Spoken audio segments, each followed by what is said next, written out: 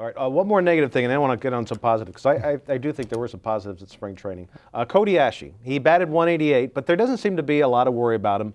He was technically battling with Franco for the position, although Franco didn't overwhelm anyone, so he might start the year with AAA or even AA. But how do you see him developing? Had a great 4 or 5 weeks last year, kind of slumped off, which is typical when you're playing that extra couple weeks at the big league level. Can Cody Asche be a player? He's probably going to bat 8th, so his offense isn't as important early on, but what do you foresee about him and some of the other younger players? Well, Cody's still relatively young in a baseball sense. I mean, here's a guy that has only played 2 full minor league seasons, which is not a whole lot. And a lot is expected of him because he will most likely be handed this third base job. Now, he's earned it in the minor leagues. But if you look at his track record, you look when he first got drafted, played a half a season in rookie ball, struggled. You know, started the next year off, got a chance at a lower level, did well, went to AA Reading in 2012, struggled for a while. As he got familiar, blew up. With Lehigh Valley last year, really didn't do a whole lot the first 2 months of the season. But when he got promoted to Philadelphia, he had a 50-game stretch where he was well into the 300s with very good power numbers. I feel like it's a comfort level with him. And honestly, if he's not looking over his back, which he shouldn't be, Kevin Franson's now gone, there's another third baseman out of the picture. They say Franco is competing for a third base job in spring training. And then on the other side of their mouth, they're saying they might start him in AA. He was never, in my opinion, he was never truly, he was not vying for that job. That was Cody Asche's job. I wish Cody seized it a little bit better early on in spring. The power numbers now, you've seen some home runs here recently from Cody.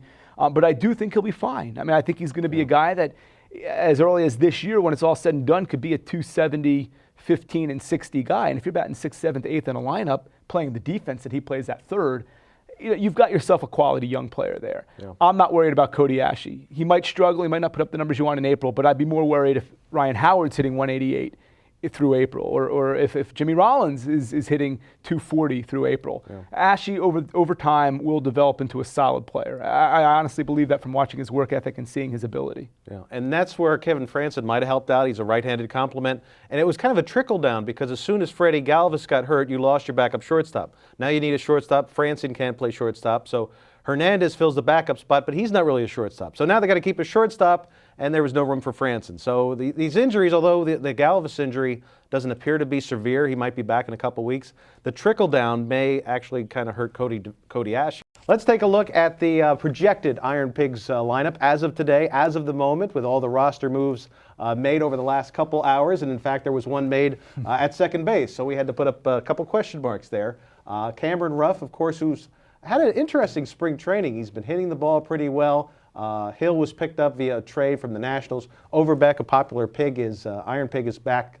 Blanco and Brignac both still with a chance of making the Phillies roster. And of course, Franco, I would love to see him start the year because that, to me, is one of the key guys to really look for the future of this organization. So I would love to see Franco starting the year with the Iron Pigs. So Matt, your thoughts on the infield and the catchers? Well, first of all, let's go to Franco because selfishly, yes, I want to see Franco. He's the number 23 prospect or 26 prospect in MLB.com's top 100 prospect rating. So you're talking about a marquee potential guy. And here's a guy that is a prospect.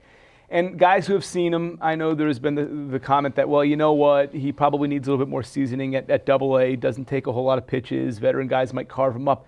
Guy hit mid-300s in 60 games in Reading. I mean, what more do you want him to do at AA? He came, he saw, he conquered. I know it was a half a season, but his numbers were gaudy. So to me, it's logical that you start him at AAA.